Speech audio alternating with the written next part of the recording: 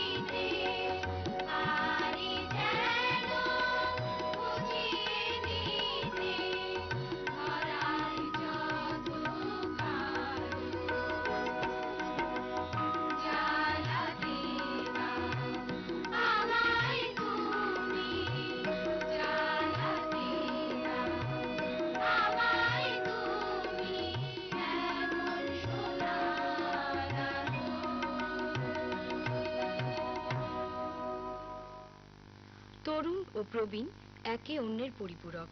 তরুণরা তারুণ্যের চেতনায় যতই এগিয়ে যাক না কেন, প্রবীণদের অভিজ্ঞতার নির্যাসই গড়ে তুলতে পারে সমৃদ্ধ তারুণ্য। আমাদের আজকের এই অনুষ্ঠানে আমাদের আমন্ত্রণে এসেছেন দেশের বরেণ্য সাহিত্যিক শওকত ওসমান। আমরা আজকে তার কাছ থেকে ওনার তরুণ বেলার কথা শুনব এবং আমাদের আজকের এই প্রজন্মের উদ্দেশ্যে তিনি কিছু উপদেশ দেবেন। তরুণ বন্ধুগণ, প্রথমেই আমার সংকোচ যে আমি তোমাদের সামনে হাসতে পারবো না, কারণ বুঝতে পারছো বয়স দাঁতগুলোকে শোভাময় করে রাখেনি। আমার দুঃখ যে তোমাদের সামনে হাসতে পারবো না। কিন্তু তরুণ জীবন কি জানো, অনেক কাল আগে লিখেছিলাম, তোমাদের হিংসা হয়, তোমাদের হিংসা হয় অবরে সবরে নয়, যখন তখন কত আছে মাদকতা, তার মধ্যে শেষ কথা তারুণ্য যৌবন। আমার তারুণ্যও নেই, আর বুড়ো ফোগলা গাল, হাসতে মানা, রামগরুড়ের ছাড়া হাসতে মানা, শুক্রবার যে ছড়া আছে আমি সেইখানে এসে পৌঁছেছি। আমাদের জীবন সবসময় পৃথিবীর মতো ঘোরে, অর্থাৎ চলমান। জীবনও এমনি চলমান, মনে রেখো। অনেক দূরে পেছিয়ে যেতে হবে। 81 থেকে কোথায় 16, 17, 70 বছর পেছিয়ে যেতে হবে আমাকে। সেই সময়কার একটা বিশেষ ঘটনা আমি তোমাদের বলছি, আজকে হয়তো তোমাদের কিছু সেই ঘটনা তোমাদের কাজে লাগতে পারে। প্রিন্সিপাল রিটায়ার করেছেন, চলে যাবেন। সেই জন্য তখন এত গাড়ি ছিল না। এই ঢাকা শহরে 1940 সালে 2টো না 3টা মোটর গাড়ি ছিল এই ঢাকা শহরে। ঘোড়ার গাড়ি ছিল বেশি, সেই ঘোড়ার গাড়ি আনা হয়েছে, ঘোড়ার গাড়ি ফুল দিয়ে সাজানো হয়েছে। কলেজ থেকে স্টেশনে নিয়ে যাওয়া হবে প্রিন্সিপালকে। ছেলেরা বলল কি ঘোড়াই টানবে, আমাদের শিক্ষককে ঘোড়া না, ঘোড়াই টানতে দেব না, আমাদের শিক্ষক টেনে নিয়ে যাবে ছেলেরা। এবং ছেলেরা পালা করে করে স্টেশনে, প্রায় 4 মাইল দূরে স্টেশন, এই 4 মাইল দূরে তাদের শিক্ষককে বয়ে নিয়ে গেল। আজকে তুমি ভাবতে পারো আজকে শিক্ষাঙ্গনগুলো আমাদের কি অবস্থায় এসে দাঁড়িয়েছে। শিক্ষাঙ্গনগুলো হত্যাঙ্গন হয়ে গেছে। কত রকমের দলাদলি, শিক্ষাটাই এখানে মানুষ হত্যার আগে শিক্ষাটাই হত্যা হয়, শিক্ষারও হত্যা হয়েছে, বুঝতেই পারো। আমরা কি ভাবতে পারি ওরকম? এই একজন শিক্ষককে ঘোড়া টানতে দেবে না, তিনি রিটায়ার করে গেছেন। কেন? এই যে ভালোবাসা, এই প্রীতিতে কি হলো? অনেক কারণ, তবে একটা কারণ মনে রাখতে পারো যে পৃথিবীতে যদি আমরা জীবনের সঙ্গে চলতে না পারি তাহলে পেছিয়ে পড়ব। আমেরিকান, রাশিয়ার নভোচারীরা যখন চাঁদে গিয়ে বুট ঘষে আসে, আমরা তখন রাস্তায় রিক্সা টানি, কারণ জীবনের সঙ্গে চলতে পারি না। জানো তো যে চলন্ত গাড়ির থেকে অনেকে পড়ে চাকার তলায় চলে যায়, তার কারণ হচ্ছে গাড়ির যা যেভাবে চলছে সেইভাবে সেই স্পিডটা, সে গতিটা রাখতে পারছে না। জীবনও এই ব্যাপার, আমরা জীবনের গতি রাখতে পারছি না। সেই গতি রাখতে না পারার ফলে পেছিয়ে পড়ছি পদে পদে। সমস্ত যেদিকেই তাকাবে আমি কোথায় নেই, মানে জাতি হিসাবে আমি কোথায় নেই। এই যে স্টুডিও, যেখান থেকে আমি তোমাদের সঙ্গে কথা বলছি, এখানে আমার কোনো দান নেই। এইটুকু মনে রেখো যে এই চলমান জীবন এবং তার সঙ্গে প্রেম, প্রীতি, ভালোবাসা, স্নেহ সব একত্র হয়ে আসে। আমরা পেছিয়ে পড়ে আছি অনেক দূরে, এবং তার ফলে আমাদের ভিতর থেকে মনুষ্যত্ব অনেক খর্ব হয়ে গেছে। আজকে এই জন্য আমরা শিক্ষাঙ্গনে যে কাণ্ডটা ঘটে তা আগে ঘটতো না, কারণ তখন মানুষের ভিতরে ওই প্রেম, প্রীতি, ভালোবাসা সবই ছিল। আজ এই সন্ধ্যায় এবং আমার এই জীবন সন্ধ্যা, আমার এই কথাগুলো তোমরা মনে রেখো।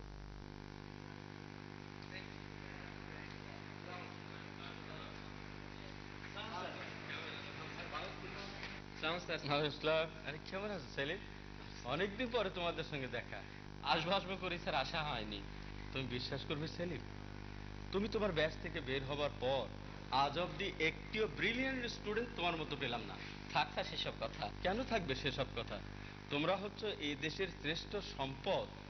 Really really I am proud of you Selim. যাকে, তুমি এখন কি করছো? কিছু না স্যার। কিছু না মানে? কিছু না মানে বেকার স্যার। বেকার? জি স্যার। আমি তোমার পারিবারিক সমস্যা জানতাম, তাই তুমি তোমার হায়ার এডুকেশন নিতে চাচ্ছ, কিন্তু চাকরি? তিনটি বছর স্যার আমি চেষ্টা করেছি, কোথাও একটি চাকরি পাইনি। আপনি বলেছিলেন না যে আমরা নাকি দেশের শ্রেষ্ঠ সম্পদ? অফকোর্স। দয়া করে এই সম্পদকে আর বাড়তে দেবেন না স্যার। What do mean? যে সম্পদ কেবল অনাহার বাড়ায়, অভাব বাড়ায়, তাকে নিয়ে আপনারা কেন স্বপ্ন দেখবেন? চলি স্যার। এসো মনি। আসি স্যার, আসসালামু আলাইকুম।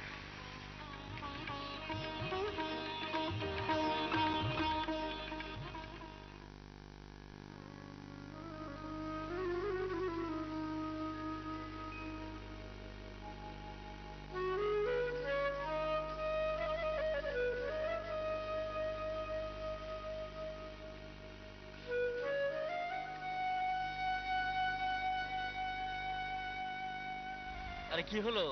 এভাবে মুখ গোমড়া করে বসে থাকবে না কিছু বলবে? আমি ভাবতেই পারি না কি? তুমি স্যারের মুখের উপর এভাবে জবাব দিতে গেলে কেন? মনি, আমি ভালো ছাত্র ছিলাম, সে কথাটা আমি ভুলে যেতে চাই। ভুলে যেতে চাই যে ছাত্র জীবনে আমার একটা স্বপ্ন ছিল, শেষ পরীক্ষা দিয়ে ভালো রেজাল্ট করব, চাকরি নেব। আমার জীবনের সঞ্চিত অধ্যাপনা কাজে লাগিয়ে আমি উপার্জন করব, আর 10 জন মানুষের মতো বেঁচে থাকবো।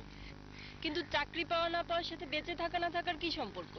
মনি, তুমি যদি পুরুষ মানুষ হতে তাহলে বুঝতে আমার মনের যন্ত্রণাটা কোথায়। চলো উঠি। না, উঠবে না, বসো। তুমি চাকরি পাওনি এটা নিশ্চয়ই কষ্টের কথা, বেদনার কথা, কিন্তু তাই বলে যে চাকরি পায় না তার কি সবকিছু হারিয়ে যায়, ফুরিয়ে যায়? তুমি কি বলতে চাও? তুমি তো কেবল একা নয় সেলিম, তোমার মতো আমার মতো অনেক ছেলে মেয়ে বিশ্ববিদ্যালয় থেকে পাশ করে চাকরি পায় না। তার অর্থ কি জীবনটা নষ্ট হয়ে গেল? আমাদের জীবনে যাবতীয় লেখাপড়ার উদ্দেশ্য কি চাকরি করা? তাহলে কি? আমরা কি জীবনের জন্য অন্য কোনো অবলম্বন বেছে নিতে পারি না? আর কি অবলম্বন আছে বেঁচে থাকার জন্য? চাকরি করলে তো তুমি কারো না কারো অধীনে থাকবে, তার চেয়ে নিজেই গড়ে তোলো না কেন এমন কিছু যেখানে তুমি স্বাধীনভাবে তোমার চিন্তা ও স্বাধীনতা প্রয়োগ করতে পারবে। তাহলে কি তুমি আমাকে ব্যবসা করার পরামর্শ দিচ্ছ মনি? আমি নির্দিষ্ট করে কিছু জানি না, তবে সেটা ব্যবসা হতে পারে, অন্য আরো অনেক কিছু হতে পারে। আজ থেকে চাকরির জন্য না ঘুরে এই শহরে অথবা গ্রামে এমন কোনো কাজ যা বিন্দু থেকে শুরু করব, ধীরে ধীরে তুমি আমি আমরা দুজনে মিলে তাকে লালন পালন করব। মনি, হ্যাঁ সেলিম। নাট্যাংশে দেখলাম একজন যুবক বিশ্ববিদ্যালয়ে সর্বোচ্চ ডিগ্রি নিয়েছেন, কিন্তু বহুদিন ঘোরাঘুরি করেও চাকুরি পাননি। সরকারি উদ্যোগের পাশাপাশি বেসরকারিভাবেও চাকুরির ব্যবস্থা করা যেতে পারে। এ ব্যাপারে কথা বলবেন বিশিষ্ট ব্যবসায়ী মোহাম্মদ ফজলুল কবির। যারা বিত্তবান এই সমাজে, তাদের দায়িত্ব শিল্প প্রতিষ্ঠানে এগিয়ে আসা, কলকারখানা বেশি বেশি স্থাপন করা, এবং তার মাধ্যমে এই বেকার আপনি যাদের কথা বলছেন শিক্ষিত যুবক চাকরি পায় না, এটা ঠিকই আমাদের জন্য দুঃখজনক এবং লজ্জাকর। তবে বেসরকারি উদ্যোগকে সফল করতে হলে সরকারি সহায়তা প্রয়োজন, এবং শিল্প কলকারখানার জন্য মূল যে চাবিকাঠি সেটা হচ্ছে বিদ্যুৎ। আমাদের বিদ্যুতের স্বল্পতা রয়েছে। তবে আসার কথা, আমরা সবেমাত্র জানতে পেরেছি যে বাংলাদেশে গ্যাসের রিজার্ভ পৃথিবীর সর্বোচ্চ 80 ট্রিলিয়ন। এটা খুবই খুশির কথা। যেখানে এত পর্যাপ্ত গ্যাস, সেখানে আমরা আমাদের দেশে বিদ্যুতের ঘাটতি থাকতে পারে না। এই বিদ্যুৎ সঞ্চালন এবং উৎপাদনের ব্যাপারেও বেসরকারিভাবে আমরা এগিয়ে আসতে পারি। বিভিন্ন চেম্বার, বিভিন্ন ফেডারেশন, এবং আমাদের লক্ষ্য রাখতে হবে, মানে মুখে শুধু রক্ত সঞ্চালন যেমন সুস্বাস্থ্য নয়, তেমনি শুধু শহর কেন্দ্রিক বা নির্দিষ্ট কিছু আপনার কি বলবো এই ইপিজেড কিংবা কিছু শিল্প অঞ্চলকেই আপনার শিল্পায়ন করলেই আপনার বেকার সমস্যার সমাধান হবে না বা কর্মসংস্থান ব্যাপক হবে না। গ্রামের দরিদ্র জনগোষ্ঠী যেন কর্মসংস্থানের সম্পৃক্ত হতে পারে, সেদিকে আমাদের মনোযোগী হতে হবে এখনই। এবং আমার আশার কথা যে আগামী 2রা ফেব্রুয়ারি ওয়াশিংটনে মাইক্রো ক্রেডিট সামিট হওয়ার কথা। এটা বাংলাদেশের গ্রামীণ ব্যাংক এবং বেস ফান্ড ফর এডুকেশন, এই দুটি এনজিও এটার মূল উদ্যোক্তা, কিন্তু বাংলাদেশ মিশন ওয়াশিংটনে তারা দিনরাত কাজ করে যাচ্ছে। 160টি দেশের রাষ্ট্রপ্রধান বা সরকার প্রধানকে আমন্ত্রণ জানানো হয়েছে এবং first lady, American first lady Hillary Clinton, উনি এটাতে সহযোগিতা করছেন এবং আগামী 10 বছরে 90,000 কোটি টাকার মূলধন রেজ করার একটা প্রোগ্রাম এটাতে রয়ে গেছে এবং আমাদের সরকার এখানে আহ্বান জানাবে সমস্ত ধনী এবং দাতা দেশসমূহকে এই ফান্ড যোগান দেওয়ার জন্য। এবং আমি মনে করি যেহেতু বাংলাদেশ এটার উদ্যোগী দেশ এবং উদ্যোগ নিচ্ছে, একটা মেজর পোর্শন বাংলাদেশে আসবে, যার মাধ্যমে আপনি যাদেরকে নিয়ে হতাশা পোষণ করলেন তাদের কর্মসংস্থান বিরাট সুযোগ সৃষ্টি হবে। বিশ্ববিদ্যালয়ের স্নাতকোত্তর ডিগ্রিধারী বেকারদের আত্মকর্মসংস্থান সৃষ্টির লক্ষ্যে সোনালী ব্যাংক শীঘ্রই বিশ্ববিদ্যালয় কর্মসংস্থান প্রকল্প বিকল্প পুনরুজ্জীবিত করার সিদ্ধান্ত গ্রহণ করেছে। প্রাথমিক অবস্থায় এই প্রকল্পের আওতায় শীতাতপ নিয়ন্ত্রিত মিটার ট্যাক্সি ক্যাব চালু করার উদ্যোগ গ্রহণ করেছে। উল্লেখ্য, 1984-85 সালে সোনালী ব্যাংক বিকল্প প্রকল্প হাতে নেয়। উচ্চশিক্ষিত তরুণদের চাকুরিমুখী মনোভাব দূর করিয়ে তাদেরকে স্বকর্মসংস্থানে নিয়োজিত করার লক্ষ্যে সোনালী ব্যাংক বিকল্প নামে যে প্রকল্প নতুন করে চালু করছে তা নিঃসন্দেহে প্রশংসনীয় পদক্ষেপ।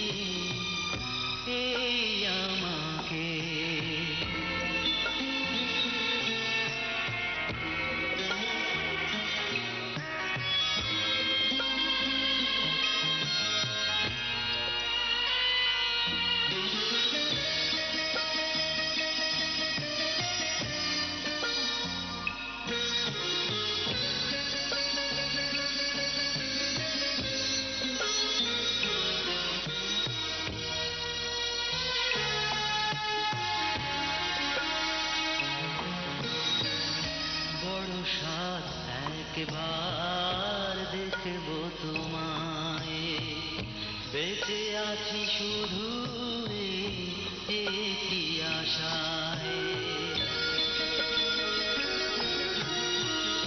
বড় সাধ একবার দেখব তোমায়, বেঁচে আছি শুধু একটি আশায়। একবার এসে দেখা দাও সম্মুখে,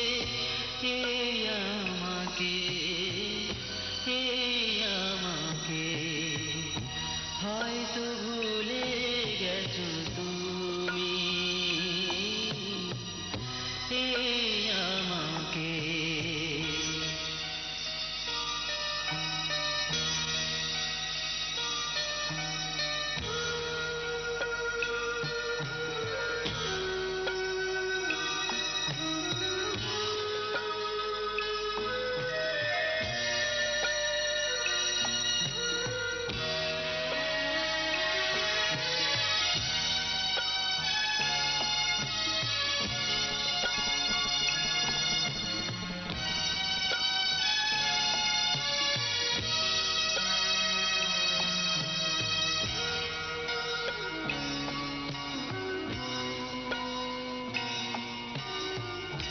চোখে জল মুছবার নেই তো যে কেউ, বুকে শুধু জেগে ওঠে বুক ভাঙা ঢেউ।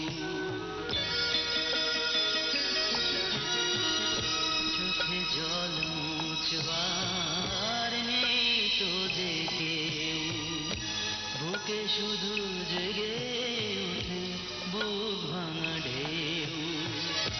এই মন কেঁদে কেঁদে খোঁজে শুধু তোমাকে, সেই তোমাকে, সেই তোমাকে।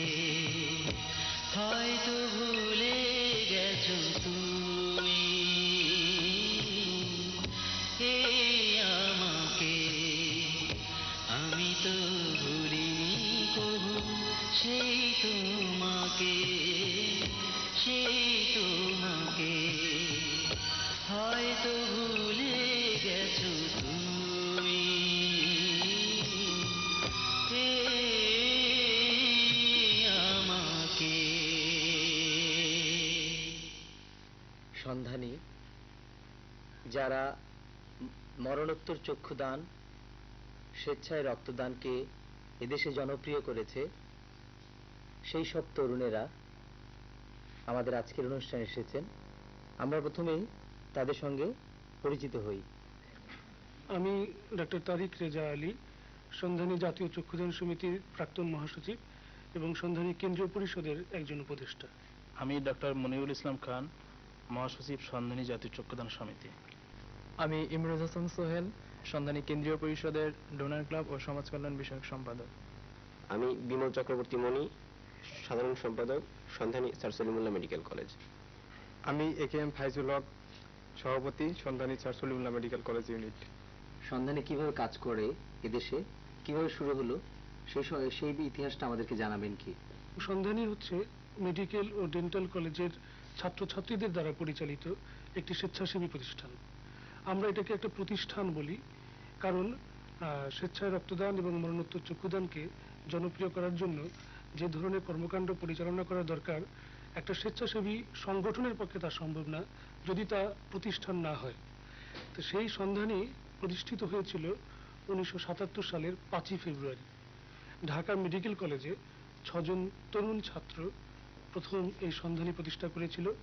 তাদের একজন সতীর্থ ছাত্রকে তারা সাহায্য করতে চেয়েছিলেন এবং সেখানে তারা চাঁদা দিয়ে তাকে সাহায্য করতেন। সেখান থেকে তাদের ধারণা হয় যে আমরা একটা বড় সংগঠনের জন্ম দিতে পারি।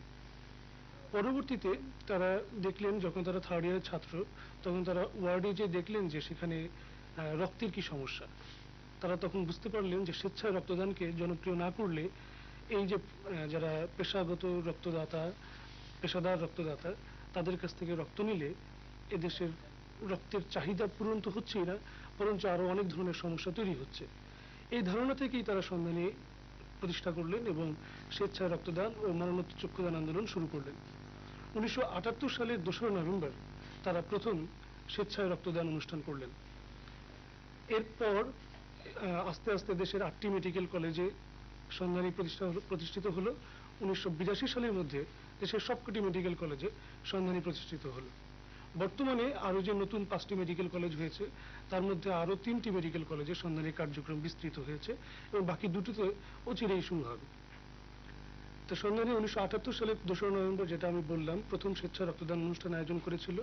সেই 2রা নভেম্বরকে বর্তমানে সরকার জাতীয় স্বেচ্ছায় রক্তদান ও মরণোত্তর চক্ষুদান দিবস হিসেবে ঘোষণা করেছে।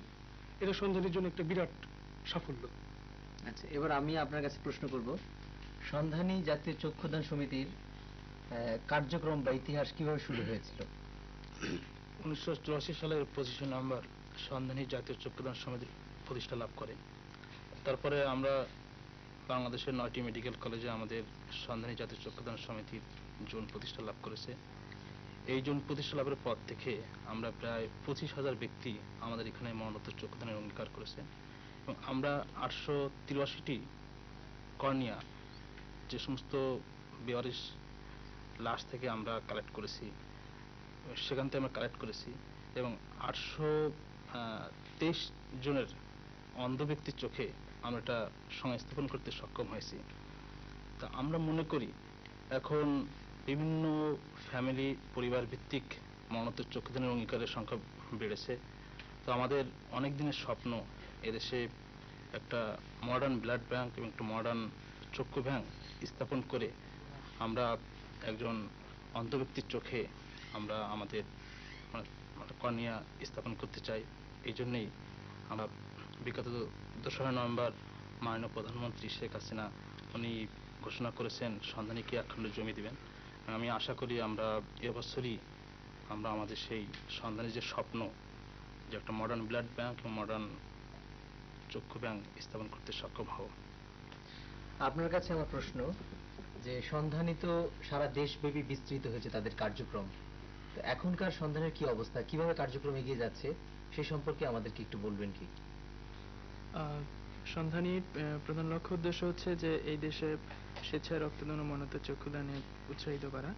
তো বর্তমানে আমাদের দেশে 11টি মেডিকেল কলেজ আর সন্ধানী ইউনিট রয়েছে। 11টি ছাড়াও 8টি মেডিকেল কলেজে আমাদের সন্ধানী জাতীয় চক্ষুদান সমিতির জোন রয়েছে। এছাড়াও আমরা 26টি সন্ধানী ডোনার ক্লাব এর মাধ্যমে আমাদের কার্যক্রম চালিয়ে যাচ্ছি। সন্ধানী এদেশে মরণোত্তর চক্ষুদান, স্বেচ্ছায় রক্তদানকে সারা দেশে বিস্তৃত করেছে। আমরা আশা করব এদেশের আপাময় জনসাধারণ মরণোত্তর চক্ষুদান এবং স্বেচ্ছায় রক্তদান করে সন্ধানের কার্যক্রমকে আরো বেগবান করবেন, আর্তের সেবায় এগিয়ে আসবেন।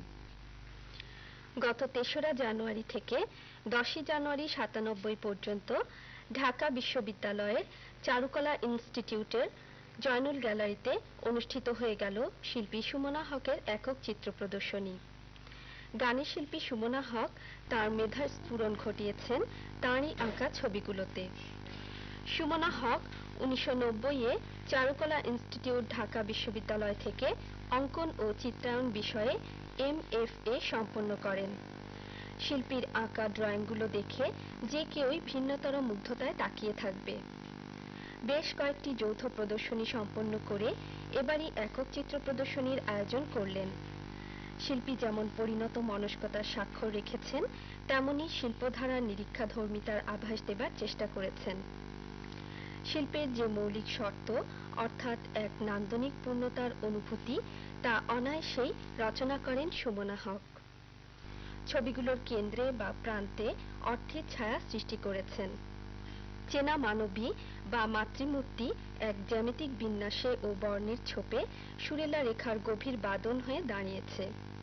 কয়েকটি চিত্রে নিরীক্ষাধর্মী অনুশীলনের পরিচয় স্পষ্ট হয়ে উঠেছে। ড্রয়িংয়ের চাতুরী কখনো ছবির মধ্যে মূর্তির প্রতিরূপে আভাস টেনে নিমগ্ন হয়ে যায়। এ ধরনের কাজ সত্যি প্রশংসনীয়। আমরা এখন কথা বলছি সুমনা হকের সঙ্গে। সুমনা, আপনি তো সঙ্গীত শিল্পী, তো এই সঙ্গীত কি এই ছবি আঁকার পেছনে কোনো প্রভাব ফেলে? প্রথমে সবাইকে শুভেচ্ছা। প্রভাব তো ফেলেই, কারণ গান প্রথমত যখন ছবি আঁকি তখন গান না শুনলে ছবি আঁকতে পারি না, এটা শুনতেই হয় অথবা গুনগুন ভেতরে বাজতেই থাকে। আর সঙ্গীতের লয়, তাল, সুর, ছন্দ, যে দোলা, সেটা তো ব্রাশিংয়ে যখন পেন্টিং করছি ওই একই দোলাতেই একই রিদমে কিন্তু চলে আসে। এটা কোনোটা আলাদা করে কিছু ভাবতে পারি না। তাছাড়া নিজে গান ছাড়াও মা কবি বলেই কবিতার কিছু প্রভাব তো আছে ভেতরে। নিজে কবিতা পছন্দ করি, কবিতার কিছু লাইন, গানের কিছু লাইন। আমার ছবিগুলোর বিষয়বস্তু সাধারণত রোম্যান্টিক আর কি বিষয়কে নিয়ে করেছি। নারীর ভাবনা, স্বাধীনতার উপর ছবি আছে বিষয়, প্রকৃতি, নিসর্গকে নিয়ে করেছি। যেমন রোমান্টিসিজম কাজ করে কিছু, যেমন আহা আজি বসন্তে একটা ছবির নাম, কিছু ছবির নাম আছে কেটেছে একেলা বিরহের বেলা, তারপর পরাণের গহীন ভেতর, হৃদয় নন্দন বনে। এই ধরনের কিছু কবিতা গানের প্রভাব আছে বলেই ছবিতে এসছে। সেটা হচ্ছে যে আপনি গান ছবি আঁকেন, সংসার করেন, এত কিছু করার সময় পান কখন? আমি ছবি আঁকি রাতে, সারা রাত বলতে পারেন, ভোর পর্যন্ত ছবি আঁকাটা হয়। আর অনেকে হয়তো জানেন আমি জিঙ্গলে বেশি ব্যস্ত থাকি, বিজ্ঞাপন সঙ্গীতে নেপথ্যে থাকি, আমাকে দেখা যায় খুব কম টেলিভিশনে, তো গলাটা শোনা যায় অনেক। এটার জন্য অনেক সময় ব্যয় করতে হয় আমার, সারাদিন স্টুডিওতে থাকতে। আমি ছবি সকালে আঁকতেই পারি না, একদম দিনে কাজই করতে পারি না, রাতে কাজ করি আর কনসেন্ট্রেশন দিতে পারি রাতে কাজ করার জন্য। ছবি আঁকার অনুপ্রেরণা কে দেয় আপনাকে? অনুপ্রেরণা তো আসলে ছোটবেলা থেকে পেতাম বাবা মার কাছ থেকে। একদম, বাবা যদিও একজন চাকরিজীবী ছিলেন, কিন্তু বাবা খুব নিজেও খুব রোমান্টিক ছিলেন, তো নিজেই টুকটাক করে আমাদের রং দিয়ে অনেক কিছু বানাতেন, দেখাতেন। আর মা তো আছেনই, মায়ের সঙ্গে ছোটবেলা থেকে বিভিন্ন প্রদর্শনীতে যেতাম, সবসময় নিয়ে যেত। আর বাসায় এসে সব বিমূর্ত ছবি দেখে ভাবতাম কিভাবে আঁকে, আমিও ওই সেই অনেক রং দিয়ে মিশিয়ে কিছু করার চেষ্টা করতাম। তারপরে তো চারুকলাতে ভর্তি হলাম। আর এছাড়া ছবি আঁকার জন্য কয়েকবার বাইরে গেছি ছোটবেলাতে। ওখানে গিয়ে আরো দেশের বাইরে গিয়ে আরো উৎসাহ বেড়ে গেছে যে না, আমি এই সাবজেক্টেই পড়াশোনা করব। তো দুটাই খুব কঠিন, জানি না, দোয়া করবেন দুটা ধরে রাখতে পারবো কিনা। সবাইকে আরেকটি প্রশ্ন, এই বয়সে একজন তরুণের পক্ষে এই ধরনের একটা এক্সিবিশন করা খুবই কঠিন ব্যাপার আমার মনে হয়, হ্যাঁ, কষ্টসাধ্য ব্যাপার। তো এটা কি করে আপনার পক্ষে সম্ভব হলো এরকম একটা প্রদর্শনীর আয়োজন করা? আসলে আমার মনে হয় উল্টা, তরুণের পক্ষেই সম্ভব, কারণ এখনো আমাদের শক্তি আছে। ছবি আঁকা খুব কষ্টের ব্যাপার, খুব শারীরিক একটা কষ্ট যায় ছবির উপরে, যেটা এখনই করা সম্ভব। যত বয়স হতে থাকে শরীরের উপর কিন্তু চাপটা পড়তে থাকে খুব বেশি, অনেক কষ্ট। তো আমার মনে হয় তরুণের পক্ষে আরো সম্ভব। আর হ্যাঁ, আজকাল তো যারা প্রবীণ তারা অনেক সাহায্য করছেন তরুণদের, না তা না হলে আমরা পারতাম না। সবাইকে আমরা সাহায্য করছি। আর আগের মতো আর প্রতিবন্ধকতা তো নেই এখন, অবশ্যই যে আমরা অনেক বাধাকে পার হয়ে আসছি। আমার তেমন কোনো অসুবিধা হয়নি আর কি, চলছে। তো দর্শক মণ্ডলী, আপনাদেরকেও ধন্যবাদ।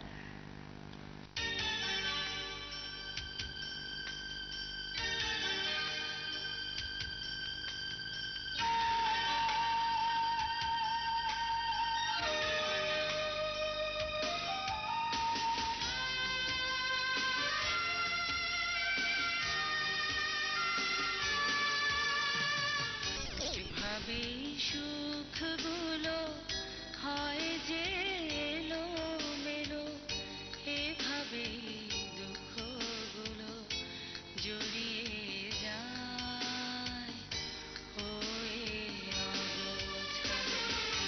এভাবেই সুখগুলো হয় যে এলোমেলো, এভাবেই দুঃখগুলো জড়িয়ে যায় হয়ে অগোছালো।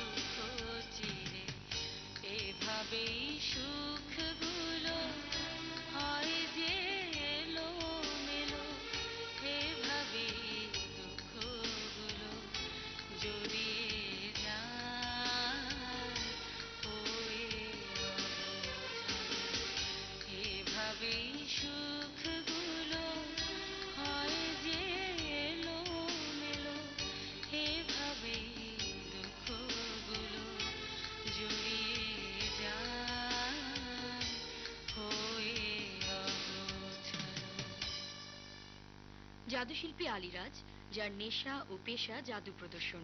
এবারে আমরা দেখব তার জাদু।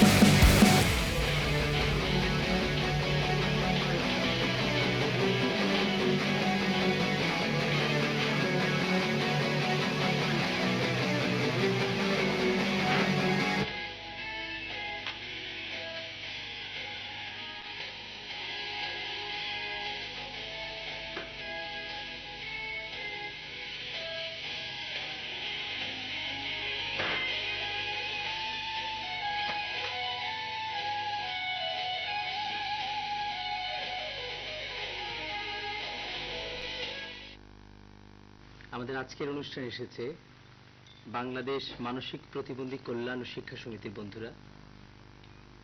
তারা অতি সম্প্রতি সাংহাইয়ের অনুষ্ঠিত বিশেষ প্রতিবন্ধী অলিম্পিক্সে অংশগ্রহণ করেছিল এবং দেশের জন্য তারা স্বর্ণ, রৌপ্য, ব্রোঞ্জ পদক এনেছেন। আমাদের দেশের প্রতিবন্ধী বন্ধুরা বিদেশের মাটিতে আমাদের জন্য গৌরব বয়ে এনেছেন। যেখানে আমাদের দেশের সুস্থ তরুণেরাও বিদেশের মাটিতে দেশের জন্য তেমন সুনাম বয়ে আনতে পারেন না, প্রতিবন্ধী তরুণেরা সেই কাজটি করেছেন। আমরা কথা বলছি সেই তরুণদের দলের কোচ মোহাম্মদ খলিলুর রহমানের সঙ্গে। আচ্ছা, আপনি কি বলবেন যে সেই অলিম্পিক্সে কি কি ইভেন্টে তারা অংশগ্রহণ করেছিল? এখানে 100 মিটার দৌড় প্রতিযোগিতা ছিল, 200 মিটার এবং 400 metre relay race, standing long jump, football. এবং ফুটবলে আরো ওখানে ব্যক্তিগত দক্ষতায় আরো 4টি আইটেম ছিল। আপনি তরুণ প্রতিবন্ধী খেলোয়াড়দের সঙ্গে আমাদের দর্শকদের পরিচয় করিয়ে দিন। পর্দায় এখন যার ছবিটা দেখছেন, ওর নাম মঞ্জুর মোর্শেদ খান পলাশ। সে ফুটবল দলের ক্যাপ্টেন। সে স্বর্ণ পদক লাভ করেছে। ব্যক্তিগত দক্ষতা 1টি স্বর্ণ, ব্যক্তিগত দক্ষতা 1টি তাম্র এবং ব্যক্তিগত দলগতভাবে 1টি স্বর্ণ লাভ করেছে। সেই দলের ক্যাপ্টেন ছিল। ইকবাল রশিদ সুমন, সে ফুটবল দলের গোল রক্ষক ছিল। সে দলগতভাবে স্বর্ণ পদক লাভ করেছে। সে এতই ভালো দক্ষতা দেখিয়েছে, তাকে ভেদ করে একটা গোলও বার পোস্ট দিয়ে ঢুকতে পারেনি। ওর নাম শরীফুল হাসান রনি, ও আমাদের বিশেষ শিক্ষা শ্রেণী তেজগাঁ শাখার একটি ছাত্র। সে 200 মিটার দৌড়ে চ্যাম্পিয়ন হয়েছে, স্বর্ণপদক লাভ করেছে। 100 মিটার দৌড়ে স্বর্ণপদক লাভ করেছে। রিলে রেস 400 মিটারে সে রৌপ্য লাভ করেছে। তার বিষয়ে একটু বলতে হয়, আমরা ওখানে খুব চিন্তাযুক্ত হয়েছিলাম যে ও তখন অসুস্থ ছিল, আমরা ভয় পেয়েছিলাম। যখন সেখানকার শব্দ হলো চাইনিজ ভাষায় এবং যখন ফায়ারিং হলো, সে জান পরাণ দিয়ে দৌড় দিয়েছিল। তাকে বলেছিলাম, রনি আমরা সবাই তোমার সাথে আছি, স্বর্ণর মেডেলটা আমরা চাই। সে এত জোরে দৌড়িয়েছিল, অনেক দূর পার্থক্য ছিল, প্রায় 15-16 গজ দূরত্ব ছিল। ওর নাম শামসুজ্জামান রোমা। সে 100 মিটার দৌড়ে স্বর্ণপদক লাভ করেছে এবং 400 মিটার রিলে রেসে রৌপ্য পদক লাভ করেছে। ওর নাম মোহাম্মদ আব্দুল হামিদ চৌধুরী। সে ফুটবলে দলগতভাবে স্বর্ণপদক লাভ করেছে। ফুটবলে দলগত দক্ষতা, ব্যক্তিগত দক্ষতায় তাম্র, 2টা ব্যক্তিগত দক্ষতায় তাম্র পেয়েছে। সে মোট 3টা মেডেল পেয়েছে। ওর নাম তহিদুর রহমান। সে ফুটবলে দলগতভাবে স্বর্ণ পদক লাভ করেছে। ওর নাম নাজমুল ইসলাম শাহিন। সে ফুটবলে দলগতভাবে স্বর্ণ পদক লাভ করেছে।